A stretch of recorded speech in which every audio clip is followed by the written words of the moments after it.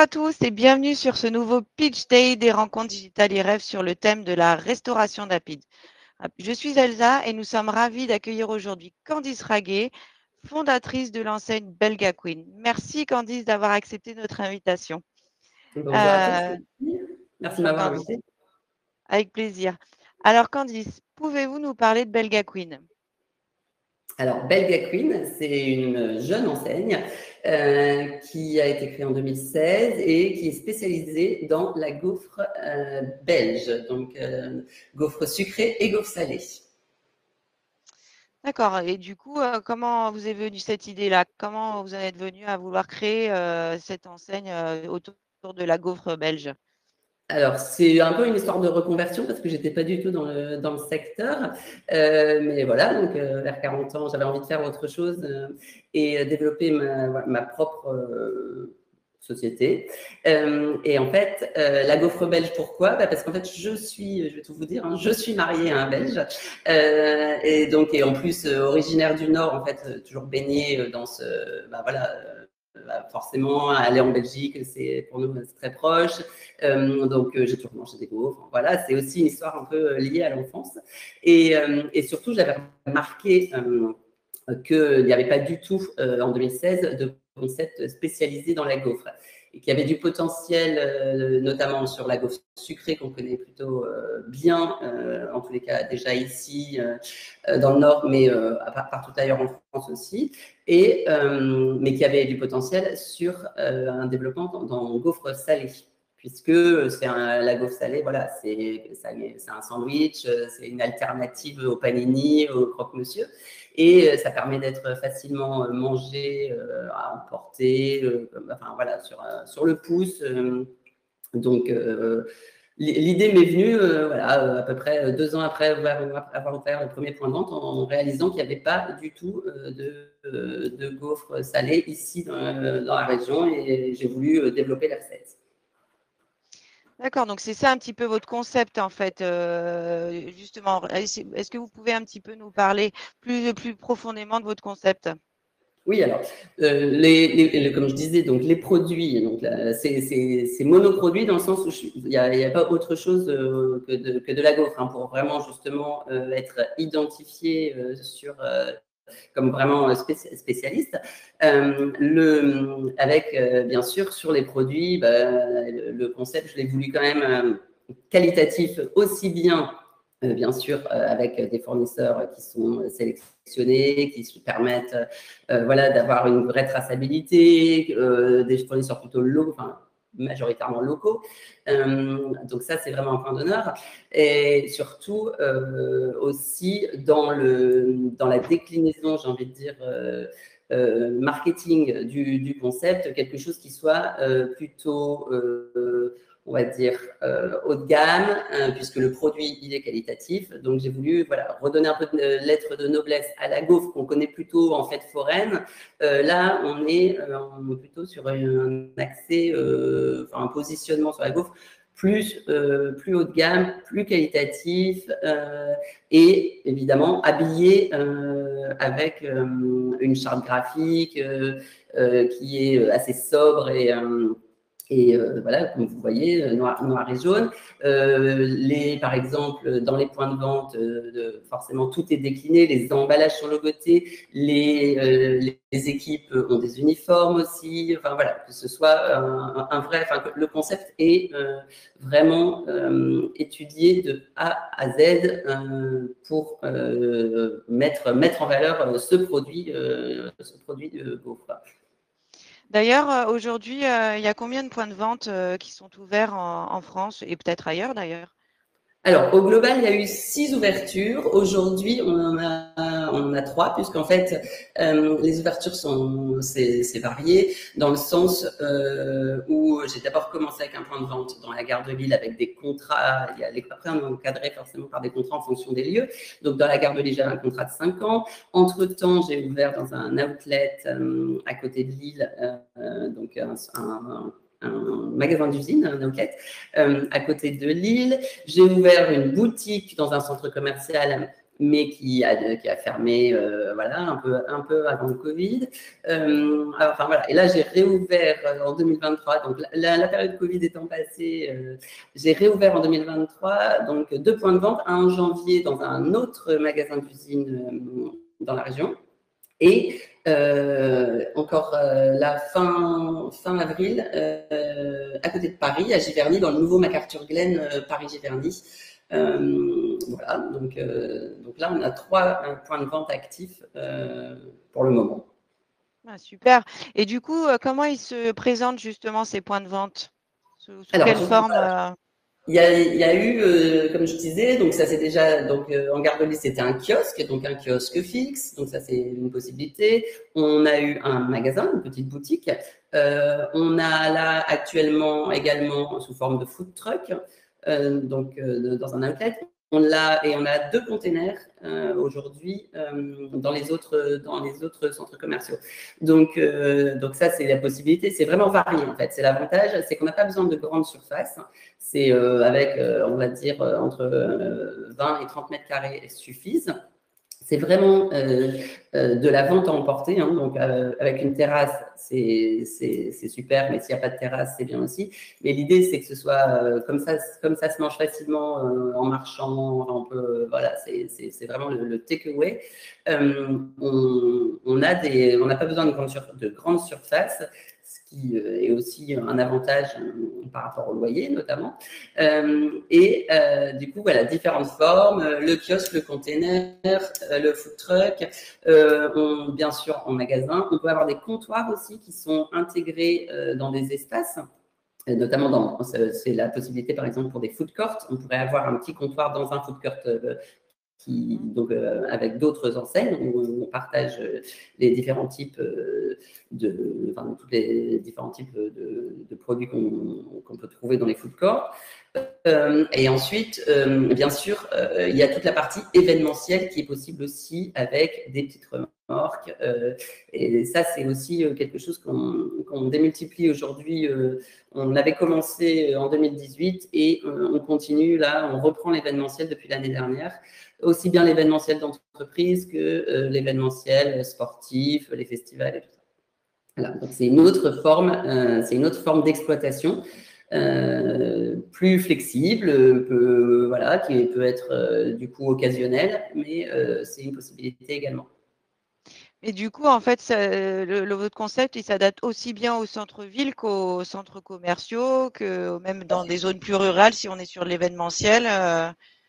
Tout à fait. En fait, voilà, j'ai envie de dire que forcément, le critère principal, c'est le trafic, c'est le passage. C'est comme voilà, c'est des produits qui sont accessibles puisque le prix de vente est assez bas. Donc on a un panier moyen qui doit forcément être démultiplié par du volume. Et qui dit volume dit trafic. Donc ça c'est vraiment le premier critère, c'est d'avoir du passage. Donc que ce soit en ville ou dans des centres commerciaux, du passage. Évidemment, l'événement, c'est autre chose, puisque là, on connaît déjà normalement le nombre de personnes attendues, donc c'est plus facile aussi à gérer. Et quelle est la durée de mise en place d'un point de vente? Alors là, vous voyez le dernier là, qui a Environ, à Giverny. En fait, on m'a prévenu mi-février que je devais ouvrir fin avril, donc c'est possible. Ah oui. 1 mois et demi, pas de problème.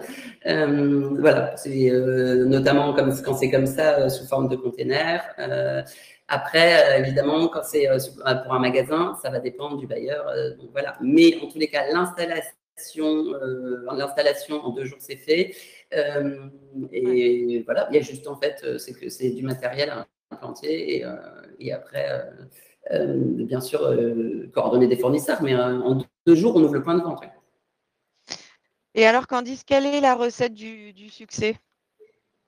Alors, la recette du succès, bien sûr, évidemment, c'est le produit déjà. Hein. Forcément, on a un produit qui est très qualitatif, qui a l'avantage en fait d'avoir l'odeur. Hein. Donc ça attire énormément puisque on bénéficie de ce marketing sensoriel, hein, comme on dit. Donc ça, c'est vraiment un avantage concurrentiel. Donc bien sûr le produit. Ensuite, évidemment, comme je disais, avoir un bon emplacement. Hein, des bons emplacements, du trafic, du passage, un parking s'il faut quand on est plus excentré. Enfin voilà, c'est une facilité d'accès aussi. Et le fait que ce soit évidemment du takeaway, on voit bien que la consommation aujourd'hui, elle évolue aussi, notamment sur l'heure du déjeuner, d'où les gaufres salées. Donc, sur l'heure de déjeuner, on a toujours quelque chose à faire, donc c'est plus facile de prendre à emporter. Donc là, c'est aussi forcément un avantage. Et bien sûr, après, sur la partie plus, on va dire, sur le week-end, sur les loisirs et tout ça, c'est un produit d'après-midi très voilà qui plaît à tous, que ce soit évidemment les enfants. Nous amène les parents souvent, mais c'est ça aussi, voilà, ça fait partie des avantages du produit. Ensuite, comme vous le disiez, effectivement sur la simplicité d'implantation, donc en fait il n'y a pas beaucoup de matériel, ça c'est assez facile donc sur la mise en place, donc peu de matériel, des process qui sont faciles à acquérir aussi, donc c'est voilà. On va dire qu'en 3 jours, je le vois notamment quand je prends des extras ou quand je prends des étudiants qui viennent aider pour les périodes fortes comme les soldes ou les gros événements commerciaux. Voilà, j'ai envie de dire, en une demi-journée, on sait faire une gaufre, on s'est proposé une gaufre, et ensuite, évidemment, tout le reste va avec, mais voilà, c'est assez simple. En termes de formation, c'est pas très long, voilà, les process sont simples. Facile, rapide, et comme je disais, ensuite, évidemment, l'avantage aussi de ce concept, c'est que c'est pas un gros investissement, puisque on verra après avec les chiffres, mais c'est très, comparé à d'autres, on va dire, c'est très accessible, voilà. Et en plus, vous pouvez choisir, évidemment, en fonction de votre potentiel d'investissement, votre capacité d'investissement. Il y a on parlait des formats, il y a les différents formats.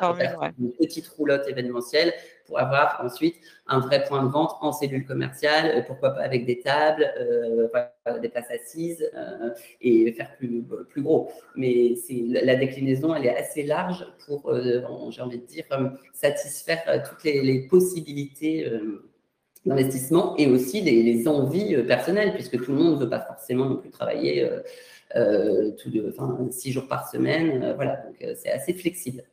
Oui, oui. D'ailleurs, justement, quels sont les profils qui pourraient être intéressés par votre concept, et surtout quels sont les profils que vous recherchez, vous, au sein de Belga Queen? Alors, moi, je pense que les profils, c'est difficile de définir un profil parce que le produit, ça part aussi du produit. C'est un produit qui plaît à tout cas, qui plaît à beaucoup. C'est une facilité d'exploitation, voilà, qui est franchement qui est possible par tous. Il n'y a pas besoin d'être diplômé ni en restauration, ni en cuisine, ni en gestion, puisque voilà, c'est assez basique. Hein. Donc voilà, donc le profil type, il n'est pas simple à définir. En tous les cas, il n'y a pas de critères vraiment précis de mon point de vue, pour le faire. La preuve, moi, j'étais pas du tout dans ce secteur du tout, encore il y a 7 ans. Et voilà, et en fait, on s'adapte, et c'est aussi l'envie de le faire, voilà, l'amour du produit, d'avoir envie. Évidemment, il faut quand même avoir une petite sensibilité commerciale, puisque c'est de la vente, hein, ça reste majoritairement de la vente. Mais c'est sûr que en dehors de ça, moi j'ai envie de dire surtout, il faut tout savoir faire, parce que c'est vraiment il faut être un couteau suisse. Il faut être un couteau suisse dans le sens où, voilà, quand on implante sa boutique, il faut être capable de planter le clou et de mettre l'ampoule pour ouvrir. Il faut aussi être capable d'avoir anticipé forcément l'ouverture d'une société, de discuter avec son comptable, d'être sur place pour vendre, d'avoir la relation avec le franchiseur et toutes les attentes qu'il y a avec, sur la discussion. Enfin, c'est vraiment il faut être un peu partout et j'oublie aussi évidemment toute la partie communication, puisque forcément il faut faire connaître son point de vente, donc il faut aussi être assez actif de ce côté-là pour se faire connaître quand on démarre, et ensuite aussi voilà, pour pérenniser. En fait, quand on est, c'est vraiment un profil d'entrepreneur et on est souvent seul, à la tête de l'entreprise, de sa boutique. Donc, voilà, il faut vraiment être ultra polyvalent et dégourdi et bien sûr disponible voilà, si on veut être celui qui exploite. Oui. Voilà. Après, il y a d'autres formes de prise de participation, mais voilà, quand on exploite, il faut être un peu partout, tout le temps, et savoir pallier à tout ce qui peut arriver dans une journée d'entrepreneur, quoi. Oui, puis je crois que ça peut être aussi un petit peu physique, parce qu'il me semble que pour justement, soit pour les petites, faut un petit peu porter, quoi. Oui, c'est un peu. Oui, c'est vrai que ça, vous faites bien de souligner ce point-là, parce que effectivement, il faut être quand même un petit peu en forme, parce qu'il faut porter pas mal de cartons, que ce soit les boissons, des gaufriers qu'il faut bouger, qui pèsent 50 kilos. Voilà, oui, il faut être en forme, et c'est aussi, comme tout le métier de la vente, on est debout toute la journée. Donc, et ça court un peu de droite à gauche entre la caisse, aller faire un smoothie, se retourner 36 fois pour préparer, servir, voilà. Donc c'est très actif, mais oui, donc c'est physique, c'est vrai. Et est-ce qu'un profil investisseur, ça peut vous intéresser? Oui, alors investisseur, oui. Alors après, c'est sous le même format, c'est-à-dire que c'est après la façon dont le franchisé entre, que lui exploite ou qu'il fasse exploiter. Voilà, moi j'ai pas de problème avec cette idée-là. Pourquoi pas? Oui. Très bien. Donc du coup, est-ce que donc pour résumer, en fait, qu'est-ce qui va faire la différence? C'est quoi le petit plus en fait que doit avoir un candidat pour intégrer la famille Belgian Queen? Je pense qu'il faut enfin voilà, de toute façon, il faut qu'on partage les mêmes valeurs. Moi, je suis assez, j'ai envie de dire, j'ai un profil un peu maternel, si je peux m'exprimer comme ça. C'est-à-dire que voilà, j'aime bien mes équipes, forcément, j'y suis régulièrement. Je trouve que voilà, il faut déjà, par rapport à l'équipe sur place, si on a envie en fait de faire plaisir à ses clients, il faut déjà que les équipes avec lesquelles on travaille soient bien aussi, qu'elles aient envie de travailler. Donc voilà, il y a déjà tout le côté relationnel qui est très important pour moi. Donc voilà, comme une petite famille. Et après, bien sûr, tout ce qui est le sens client, la satisfaction client en premier. Voilà, moi, c'est vraiment là-dessus. C'est ce qui m'importe, c'est que la personne soit, partage l'envie de faire plaisir à ses clients, de proposer des bons produits et que ce soit de façon aussi généreuse, parce que la gaufre, c'est un produit qui est généreux, qui fait plaisir aux gens, qui est gourmand, qu'elle soit salée ou sucrée. Donc, il faut pas lésiner sur la dose de Nutella pour que le client soit content. Il faut être généreux. Voilà, il faut être généreux comme la gaufre. C'est rond, c'est gourmand, c'est généreux. Voilà, l'idée, elle est là. C'est vraiment, voilà, moi, c'est ça qui me tient à cœur. Au-delà des capacités techniques qui s'apprennent au fur et à mesure, voilà, ce ne sera pas un critère. C'est vraiment l'humain le plus important. Qui est au centre. Un feeling, voilà, qu'on ait un feeling et qu'on soit sur la même longueur d'onde. Mais ça, voilà, c'est quelque chose qui en se rencontrant et en discutant, et d'un côté comme de l'autre, hein, de toute façon. Tout à fait. Il faut le sentir pour le franchisé aussi. Mais en tout cas, il faut pas être faut pas avoir un CAP cuisine pour être le roi ou la reine de la gaufre. Pas du tout. Comme je vous disais, moi, c'est une reconversion. J'étais pas du tout là-dedans, hein. Moi, j'ai fait du contrôle de gestion et de l'audit, donc plutôt très très chiffre. Donc, et voilà. Et sauf que j'avais envie de développer quelque chose, voilà, d'être flexible, d'être autonome surtout. Ça a été aussi en lien avec une période de ma vie où voilà, où il y avait les enfants et tout ça, donc ça m'a permis aussi d'être plus disponible. Donc non, il y a pas de profil type du tout, pas de diplôme particulier, juste vraiment voilà une motivation, l'envie de s'épanouir, j'ai envie de dire, hein, et voilà de développer quelque chose qui reste et qui en parallèle en plus fasse plaisir aux autres. Donc on se fait plaisir en faisant plaisir aux autres. Et si on va du côté des données chiffrées, en fait, quels sont les critères pour intégrer votre réseau? Alors, déjà, effectivement, il y a des critères qui sont plus une partie un peu logistique, j'ai envie de dire aménagement, où forcément, idéalement, il faut déjà trouver un local qui soit adapté aux produits, c'est-à-dire qu'avec un front de vente suffisamment large, parce que comme je parlais de l'odeur tout à l'heure, en fait, il faut que l'odeur puisse sortir. Donc, il faut que les gaufriers soient à l'avant, qu'on ait soit une fenêtre guillotine, soit une ouverture possible avec un auvent, enfin, que ce soit, voilà, que déjà on ait un front de vente qui soit adapté à ce produit-là. Et par contre, je vous dis, en termes de surface, ça ne doit pas être énorme. Mais voilà, donc déjà, ça, il y a des critères plus sur l'aménagement. On a parlé aussi de l'emplacement, donc il y a un minimum quand même de trafic, de visites, de visiteurs pour les centres commerciaux, de passage dans les rues, voilà, pour les centres-villes. Donc déjà, ça, c'est des éléments sur lesquels on peut pas tergiverser puisque sinon, voilà, ça va complexifier la réussite du projet.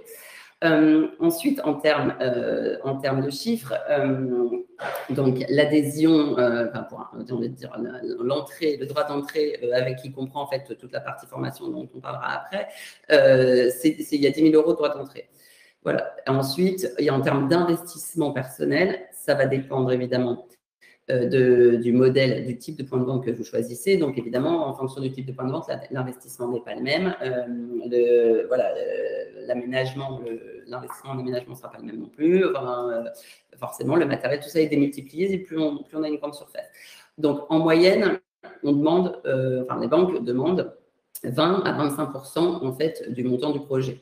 Du montant de votre prêt. Donc voilà, c'est pour ça que la fourchette, elle peut osciller entre 10 000 et 30 000 euros en fait, d'apport personnel, notamment déjà pour garantir le capital social de la société qui généralement doit être à 5 000 euros aujourd'hui pour être crédité auprès des banques, et pour un investissement moyen qui est 40 50 000 euros si on est sur notamment comme en format container, food truck, roulotte, enfin voilà, c'est à peu près ça.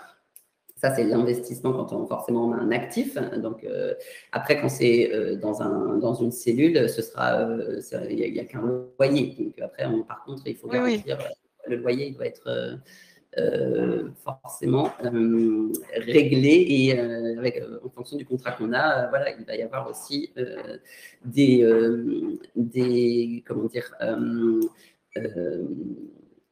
je ne trouve plus le mot, pardon, des garanties à mettre.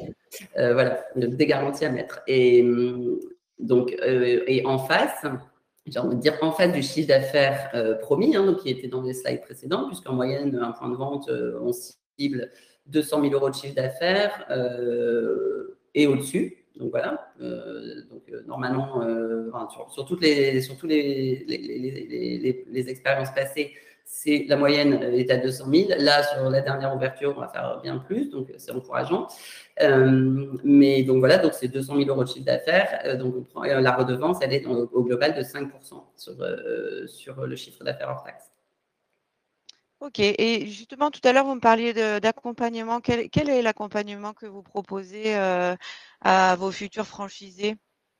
Est-ce que Alors, vous êtes là, très, est-ce que vous êtes très présente? Est-ce que vous êtes ouais, plutôt plus moi, mon profil cool un ou peu non, apparemment vous êtes un peu maman poule, hein, d'après ce que voilà, vous avez exactement dit. ce que j'allais dire, ça rejoint mon profil maternel. Donc, effectivement, en plus, moi, voilà, je suis assez sensible sur le montage de projets. Enfin, j'adore faire ça. Hein, donc, c'est vrai que à partir du moment où voilà, on est en relation. Après, moi, je suis engagée sur aussi bien la validation du lieu choisi. Hein, voilà, il faut forcément que ça matche avec les critères dont on a parlé précédemment, là, d'emplacement. Mais évidemment, après, moi, il y a tout le transfert de connaissances et de compétences où là, je suis là aussi, bien sûr, avant, puisqu'il y a une formation en immersion dans un des points de vente Belga Queen ouvert aujourd'hui. Donc, et on prend le temps qu'il faut.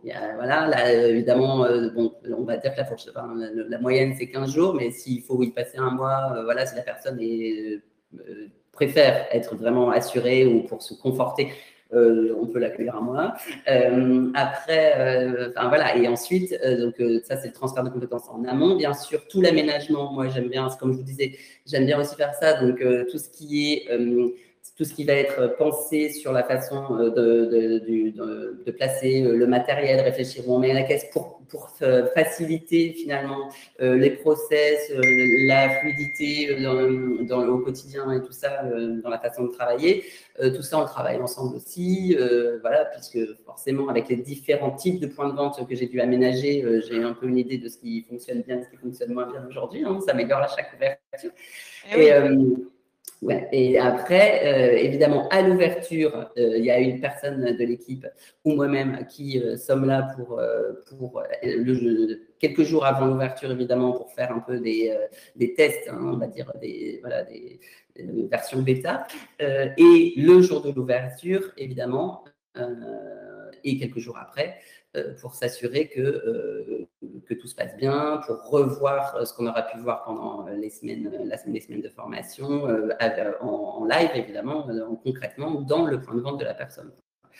Et ensuite, après, une fois l'ouverture passée, il y a un suivi qui est assez forcément dense au départ, c'est-à-dire régulier, vraiment un accompagnement au quotidien pour démarrer si nécessaire, et qui, au fur et à mesure des mois et des années, va se rythmer de façon plus éloignée, enfin plus éloignée, pas, je ne vais pas dire éloignée, mais en tous les cas, forcément pas au quotidien.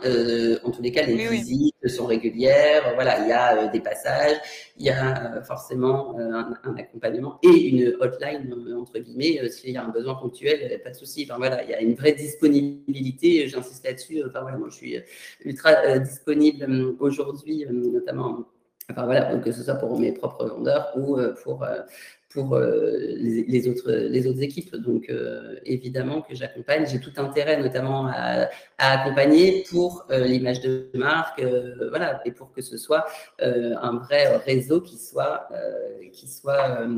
j'ai envie de dire, dupliqué et que le client retrouve la même qualité, les mêmes standards d'un point de vente à l'autre. Bien sûr. Et du coup, c'est peut-être ça aussi qui vous différencie de vos concurrents. C'est pour ça aussi le fait que vous soyez très près. Oui, voilà, voilà.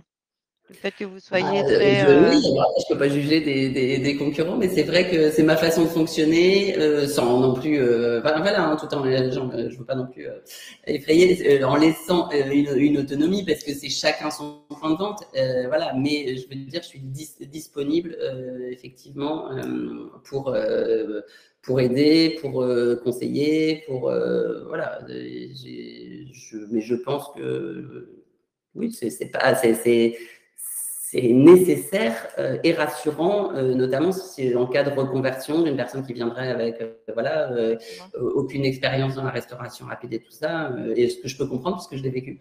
Donc voilà, je me suis auto-formée, mais c'est vrai que voilà, de pouvoir s'appuyer sur quelqu'un, c'est, je pense, une nécessité aujourd'hui.